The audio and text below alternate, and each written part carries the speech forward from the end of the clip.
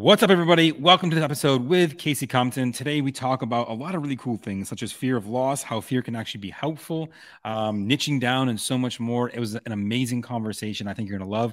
Let's dive in and hear what she has to say.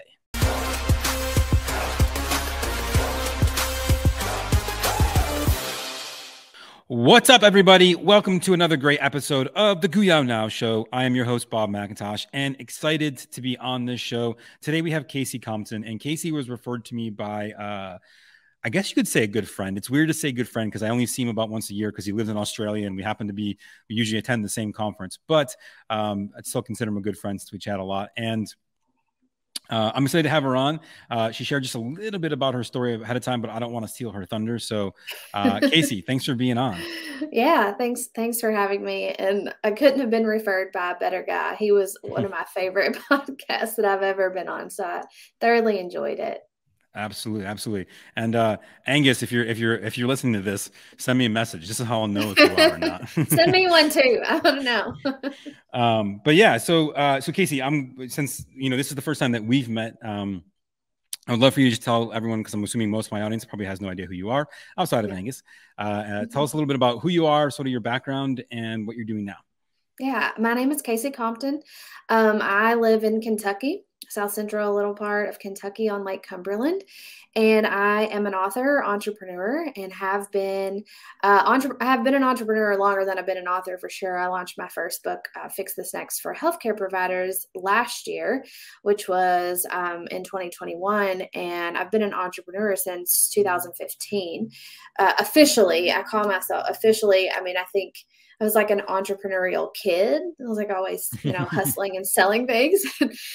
Really good at getting money from my grandma and my dad for doing stuff and selling stuff around the house. But so I started becoming an entrepreneur in 2015 when I opened a mental health group practice. So it was outpatient therapy, and grew that practice and scaled it as much as I could, worked myself out of the daily operations, then started focusing on consulting and helping other businesses do the same. In the meantime, I learned that I loved entrepreneurship. And so I started a commercial property business. I have a hair salon. I run a membership group. And it was really just kind of one of those things where the first one led to the next one, and then just kind of kept building. And so that's what I've been doing ever since 2015. And like I said, last year I wrote and launched my first book, and now that's really where my head and my heart is at. So I'm focusing on that while still allowing those businesses to continue to run and grow in the background. That's awesome. I love when people are like, "Oh yeah, like I did this," and then all of a sudden I love entrepreneurship, and it's like businesses just start stacking up as you go along. Yeah, it's great. So I want to ask this. That's, you talked about, hey, like you've got a commercial real estate business, you've got a hair salon, you had a functioning medical practice. Like those are all completely different things. I mean, maybe hair salon and therapy could be considered the same, because it seems like maybe that's what a lot of women go there for, that in a way. But why so many different businesses? Like what was did you just happen upon it? Was this like an active decision to go that direction, or tell me more about that? A little bit of both, actually. It was, so first of all, I realized that most businesses, well, all businesses probably in a lot of ways foundationally are the same, and you have the same goals in the business, which is profitability and efficiency, and all of those core things were the same. And so that's what I just tried to look for the commonalities. And as I grew my first business, I just looked for opportunities that would help make my life easier. And so it was kind of one of those things where my first business was going really well. And I started looking at like the smaller little pieces of the business. Like, does it make sense to lease when I could own? And so it made more sense to buy the properties rather than lease the properties. And so then I started a new LLC and started adding more properties into that business. So it made more sense. And then the hair salon happened to be one of the properties that I purchased. And even though it is very different, it's still the same model. It's a service industry. So the model, the systems were all the same that we were using. So we just took everything in the first one that worked really well, applied it, made a little bit of tweaks, and created a system to run the hair salon that didn't really take a whole lot of work. So over the course of time, I've gotten a lot smarter, and I've done things much easier than I did the first time around. And I've also gained a lot more self-awareness. And so I know what's important to me, which is time and freedom and flexibility. And so now looking at business, should I, shouldn't I? It's really about, will this type of business serve me? And if it's going to take 40 hours of my week, it's just not worth it. And so I just don't do it. That's awesome. And I love that. It's fascinating to hear someone's journey from like all these various businesses. But once you hear, like, once you see how the dots connect, it's almost a straight line. It makes a lot of sense, not necessarily in the business type, but in the process by which you acquired them. Right. Absolutely. Awesome. So I know before we hit the record button, you had been talking about, you had your own therapy practice. And am I saying that right? Therapy practice? Yeah. I don't know if that's the right terminology. Close enough. Close enough. And you'd had a particular situation dealing with fear, and sort of getting out of your own way is based a lot, or getting in your own way is based a lot around fear. So tell us a little bit more about that and kind of what that looked like, and then we'll dive into that. Yeah, it was actually part of my first business model. Looking around just the market that I was living in, everyone was kind of doing the same thing. And so I had a degree as a licensed professional counselor, and I thought, well, I want to do something about it. I want to start a business. And so I looked at all the other businesses, and they were all kind of doing that. We take everybody, that kind of thing. And I just didn't like it. I was like, I don't want to take everybody. And it's not because I don't want to work with everyone, or I don't like everybody, but it's just that I'm going to do you a disservice if you are coming to me. And that is not what I am really, really good at. And Right. So it was more of a decision of, I'm just going to pick the one thing that I know that I'm going to invest my time and my brain into and become a specialist in.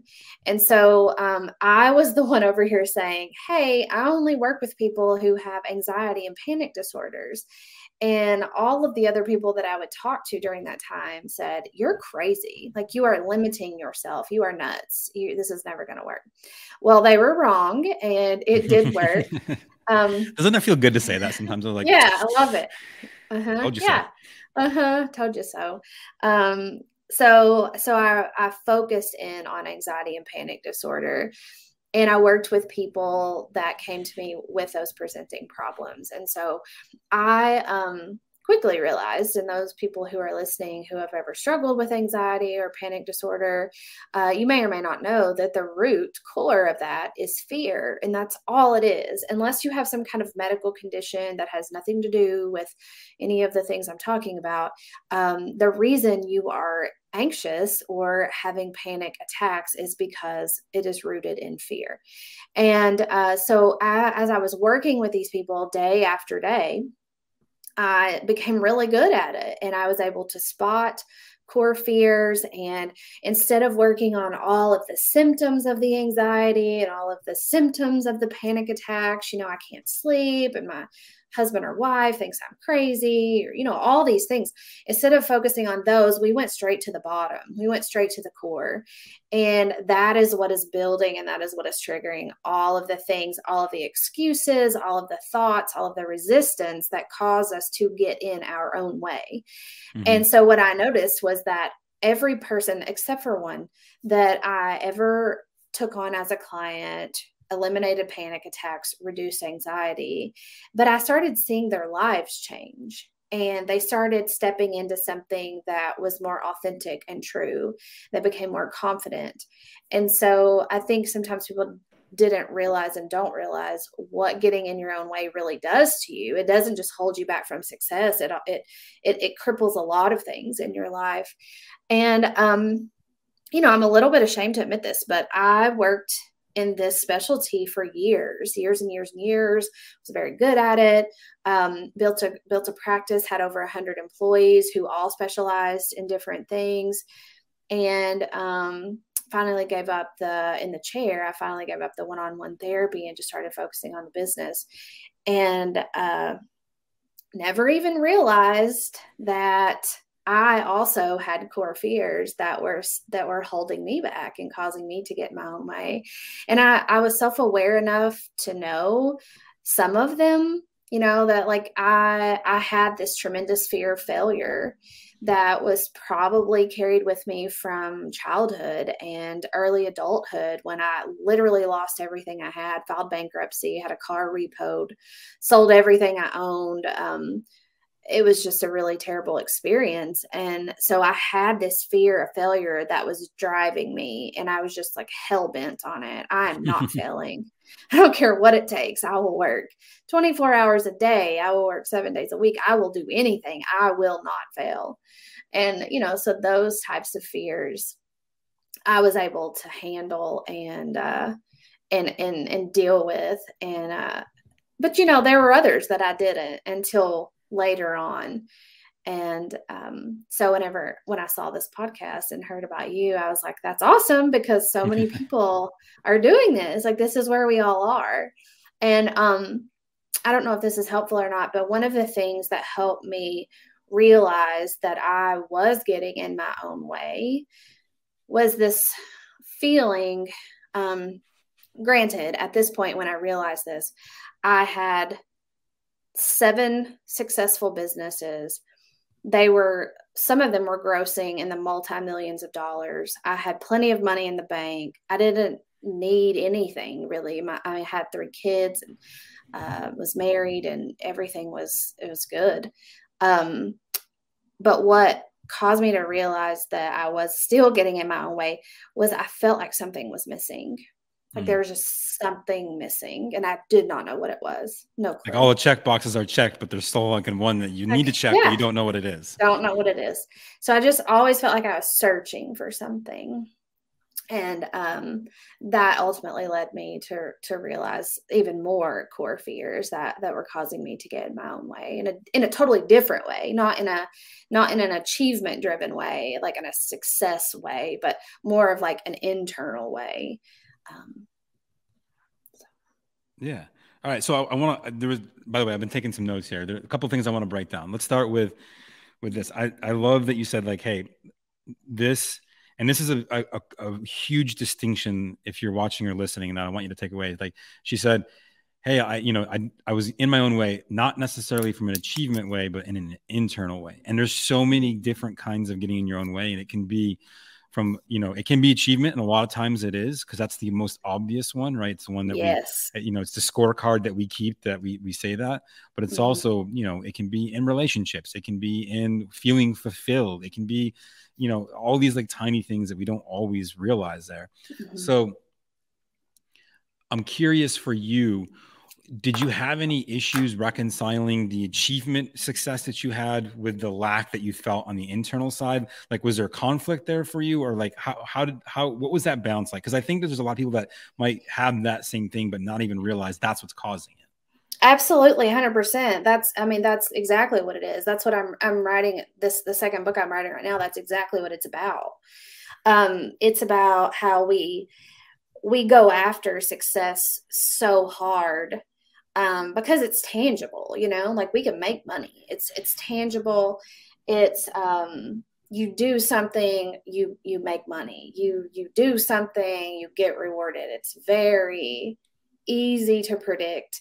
And for me, I thought that's what I needed. And in a lot of ways, it was what I needed. I needed to prove to myself I could do it. I needed to build that confidence. I needed to build, resilience, and I needed to have grit. And those were all things that achievement and entrepreneurship gave me. And so I was so thankful for that. But like I said, there was just something that I still felt like I couldn't put my finger on what it was, but I wanted to think that it was joy. Like, I'm doing all these things, but I'm missing something, and it can't actually be a something because I have everything. So it has to be something in here. And I think it's joy.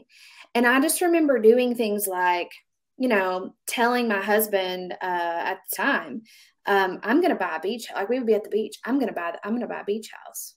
And he's just like, okay.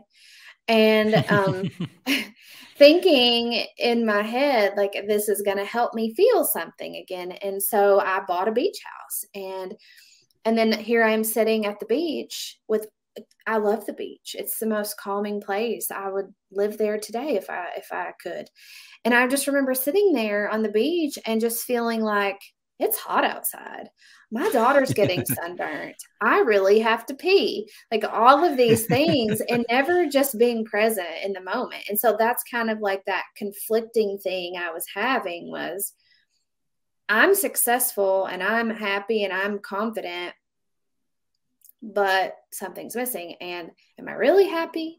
Like what is it when you get looking at the heart of the matter? Like, what is that missing? And so those were just some of the things that I was seeing on the surface. And I started thinking, it's like you can't find your keys in the morning and you're already late for work. Like, you think that if you go buy that new truck that you're gonna look better, you're gonna feel better, people are gonna look at you different, which is gonna make you look at yourself different. It's like all these things that we're searching for, and you get them, and then it's just not. You still don't feel that way. And so when you were working on this, as a therapist, do you work on yourself? Did you seek the advice from other people, or like, what was your process? Because I think a lot of people, and something that I see a lot, and I want to frame this question. Something I see a lot is, people do personal development work, not necessarily, from an accredited university personal development work, but like just, hey, I went to a course, or I read a book, or I watched a movie, and I started to learn more about myself. And then they think that they have the keys to their own problem. Have you found that to be the case? Like they're there, or does it usually need someone else to kind of point out, hey, shine a light over here, like, hey, maybe this is what you need to look at? Yeah, I mean, listen, I'm a therapist, and I was a pretty good therapist, and I still didn't see it in myself. And I just, I think sometimes when you are so close, like people who should know are the ones that don't know. And everything that I was doing in my life to move forward toward achievement was really, those were all just distractions.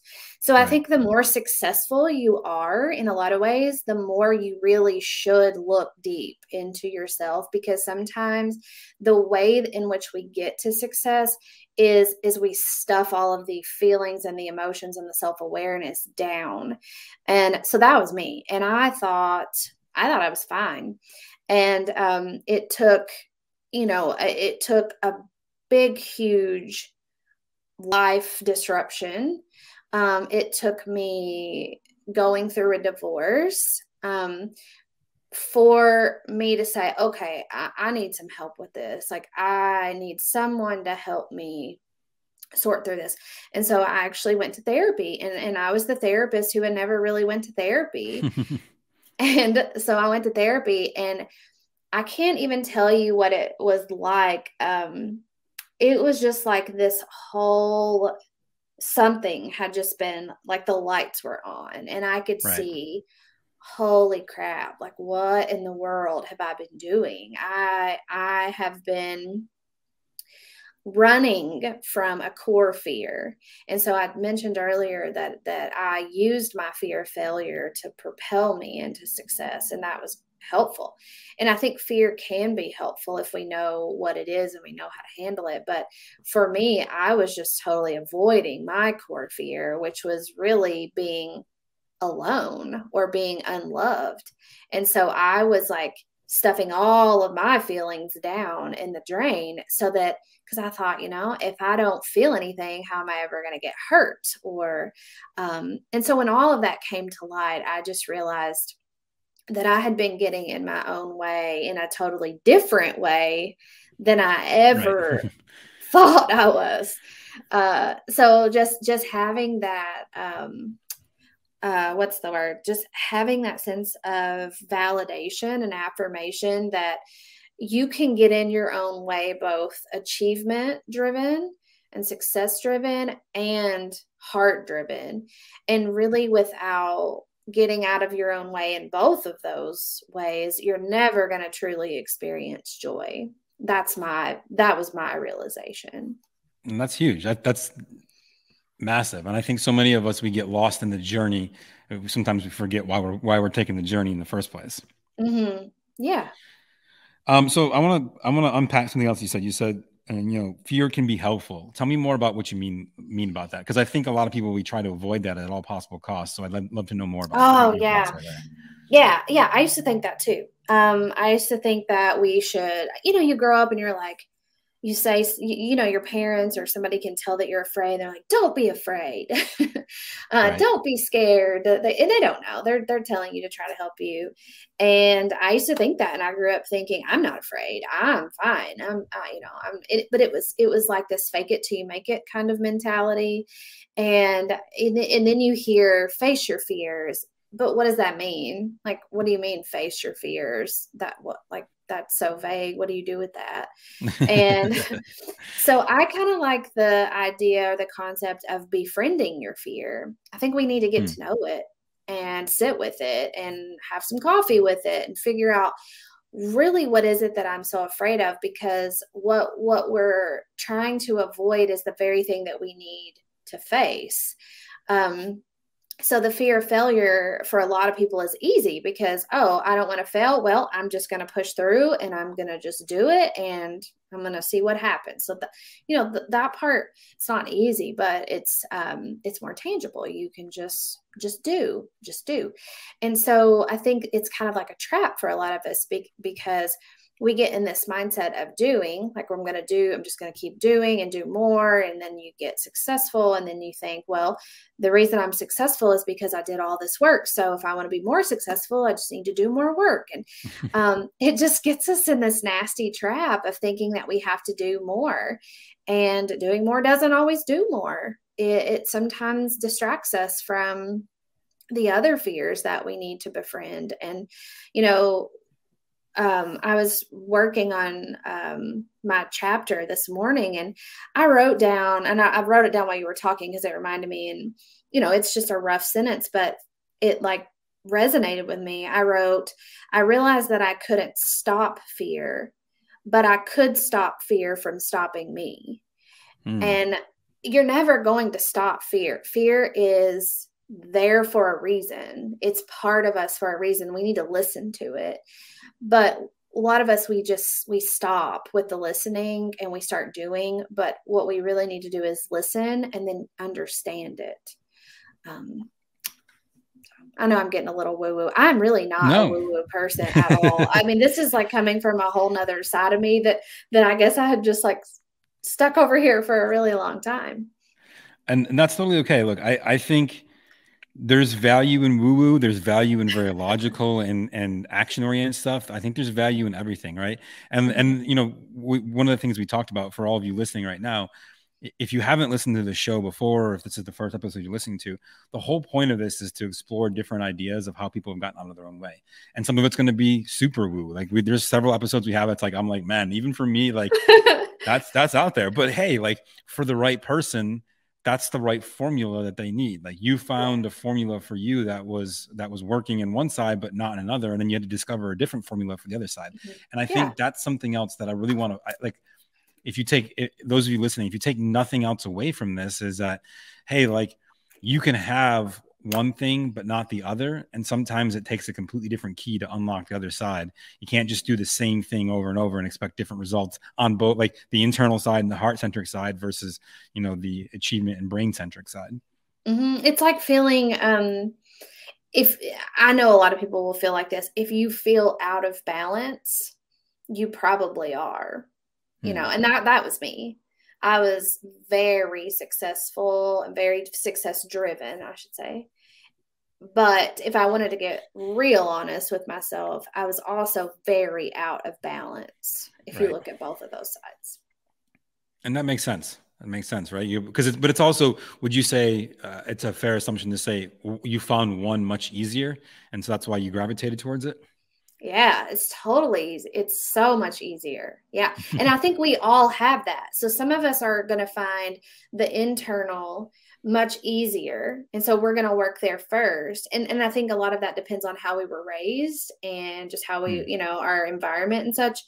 So we're going to gravitate toward that. And those people who feel like, yeah, I understand myself. I love myself. I have this, ability to offer grace and all of that to myself may find it hard to take the plunge and start that business or take a risk and scale their business. So I think sometimes it can be either or. Yeah, I fully agree. I think, you know, it's interesting having talked to as many people as I do. You tend to find one or the other, right? Like people are very successful at one side or the other, and not to say that there's not both for sure, but in the context of the conversations I have, especially about getting out of your own way, they're usually achieving on one side and lacking on the other side. So that's good. Yeah. I actually want to circle back for a second to something you earlier said, because I think this will be important for a lot of you listening to hear. And the reason that I'm gonna pre-frame my question. I get asked this and I get pushback on this all the time, but something that you said that really struck me was, so you opened your practice and you said, okay, everyone's serving everybody. I wanted to serve this. And, you know, everyone told you that you're crazy for narrowing down and restricting yourself too much. And I hear the same question a lot. Like, no, I can't do that. I'm going to lose out on too much opportunity. So what for you made you decide that direction? And obviously it worked for you. Like we already know that, but I guess let's start there. What made you decide to go that direction with yourself or with your practice? Can I say a bad word? I don't know. Do you totally fine. Okay. It's totally fucking cool. Okay, good. I wasn't going to say that one, but I was going to say that one. So I admittedly, I say this to my kids sometimes, but I mostly say it to my team, my staff around me. And I joke about myself and I say, you know, I'm not a half-asser. I'm just not. I've never been a half-asser. I was not raised to be a half-asser. It's not acceptable to be a half-asser in my family. It's also my biggest pet peeve. I want to be a whole asser. Like I want to be the whole ass. And so giddy up. Yeah. And so whenever I was making these decisions, I thought,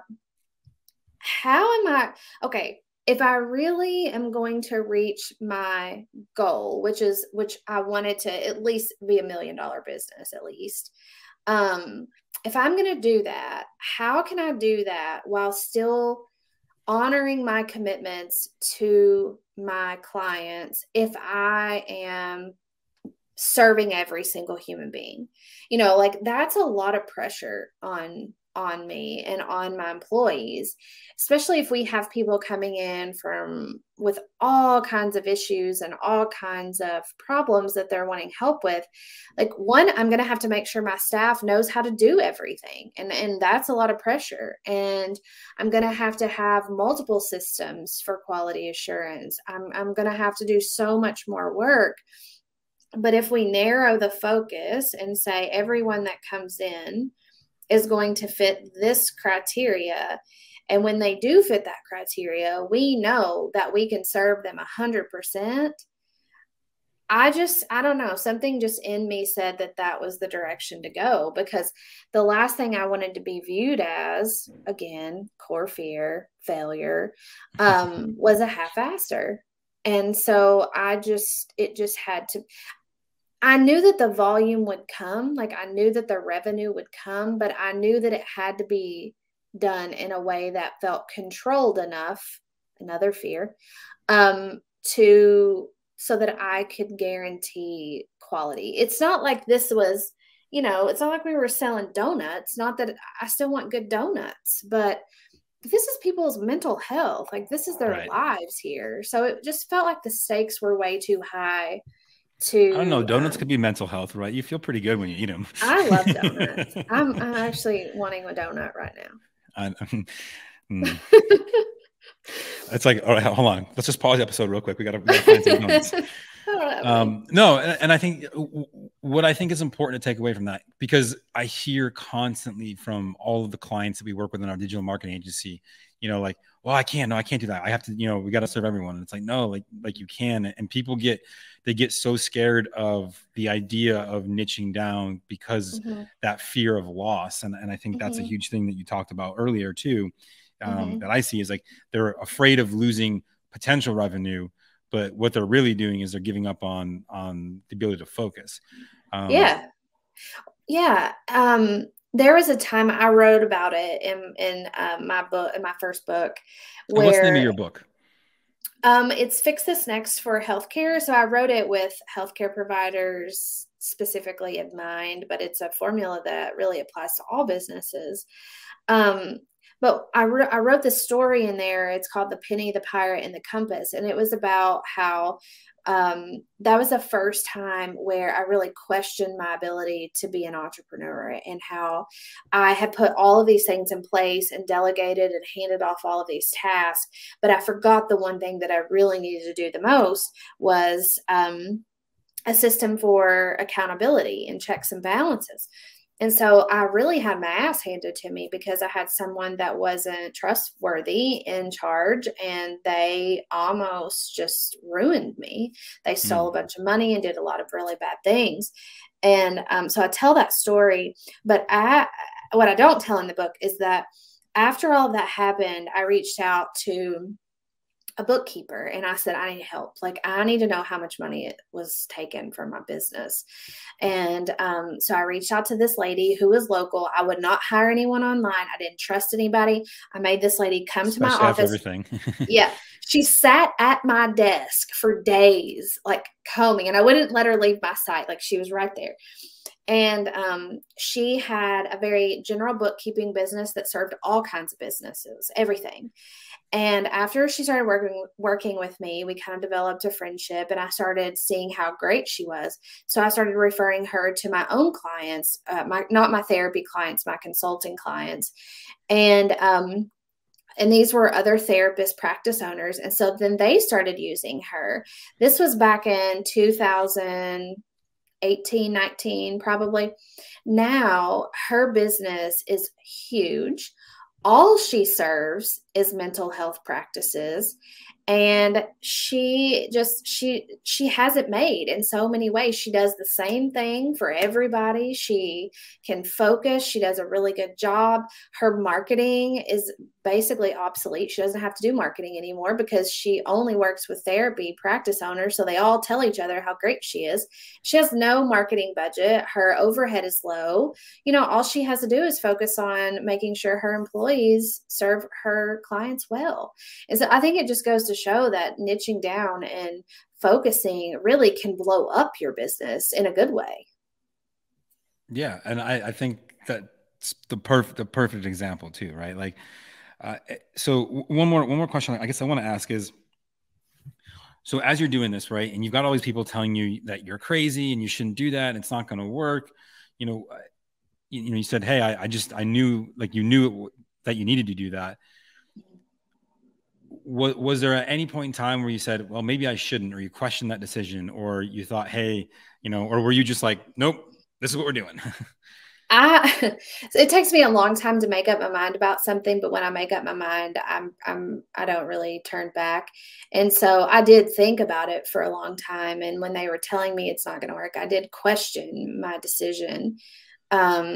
But I also just had to stay true to what was important to me about being a whole asser. And I knew that I just couldn't serve people well. And I knew that I had the background to prove it, because prior to working specifically with anxiety and panic attacks, I did serve everyone. I worked for an agency. I traveled from home to home. I had my office in my trunk, and I would go see one kid who had ADHD. I would go see another kid who had PTSD. I would go see another kid who had reactive attachment disorder. And by the end of the day, my brain was fried.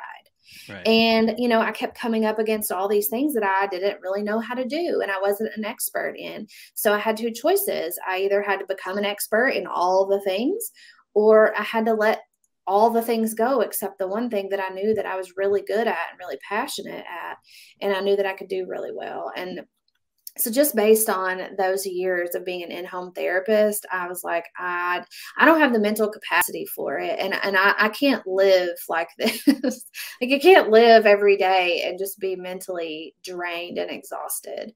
And that's what it was doing to me. And I think that's what it does to other businesses. It just wipes you out. You're stretched too thin. It makes a lot of sense. And did you find that, as your therapy clients came in, because you were focused, that they like you? Were you getting better clients? I mean, obviously you were getting the kind you want because you're saying this is what we do, but did the clientele that came in, were they more like you're more able to help them because you know specifically what they're looking for? 100%. Like it almost became like such a well-oiled machine that when a client came in, I was so used to seeing symptom X, Y, and Z that in my head, I already knew what we were doing. I could forecast what their treatment plan was going to look like. I could predict things about them. They thought I was a genius, and I really am not. Nowhere near close to being a genius. But it was because I saw people just like them every single day. And I knew, and I could communicate with them, hey, look, like, I know what you're afraid of. I know what is stopping you based on everything you've told me. All these things, that's not really your problem. Your problem is this. And then they would have this epiphany. Right. And so, yeah, it helped. And I imagine that was very satisfying for you, like seeing, yeah. Because for me, like as like someone is on stage, one of the like I love watching when I teach someone something and they go, Yeah. Yeah. And then like every now and then I would say, here, let's play a little game.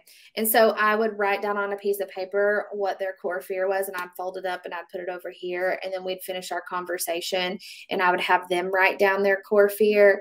And then when they had it in front of them, I would hand them my piece of paper. They would open it and they would see that they were the same. And they were like, yes, I have the right therapist. and I think their confidence in me led them to be so much more successful because they knew that I was carrying a lot of that burden. I was carrying those things for them that they didn't know how to fix.